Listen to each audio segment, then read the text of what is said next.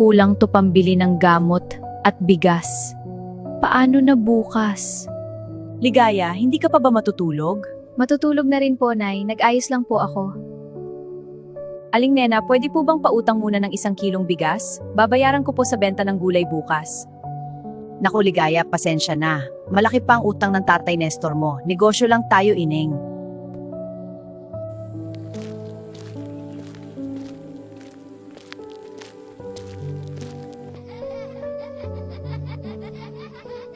Ate, nakahuli ako ng mga isda sa sapa. May ulam na tayo. Namitas din kami ng kangkong, ate. Kami kumuha nito. Ang dami, oh.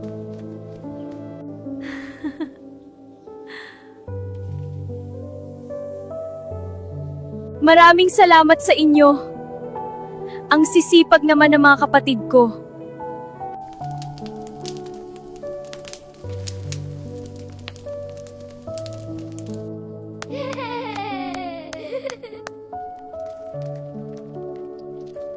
Ate, bakit mo binibigay sa akin yung kanin mo?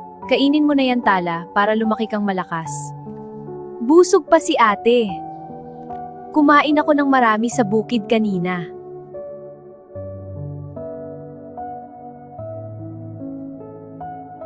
Salamat ate.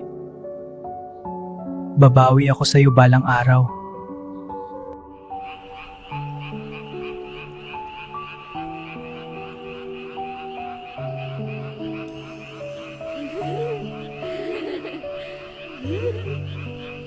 Ate Tala, anong gusto mong maging paglaki mo?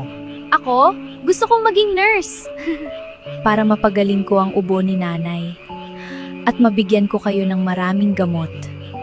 Ako naman, marine engineer. Sasakay ako ng malaking barko para yumaman tayo. Ikaw, Ate Ligaya? Anong pangarap mo? Ang pangarap ko ay ang matupad ang lahat ng mga pangarap nyo. Basta magkakasama tayo, kakayanin natin lahat to.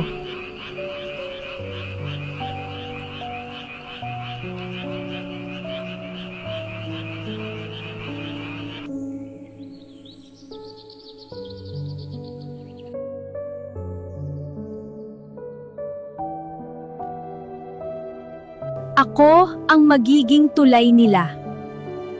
Pangako yan.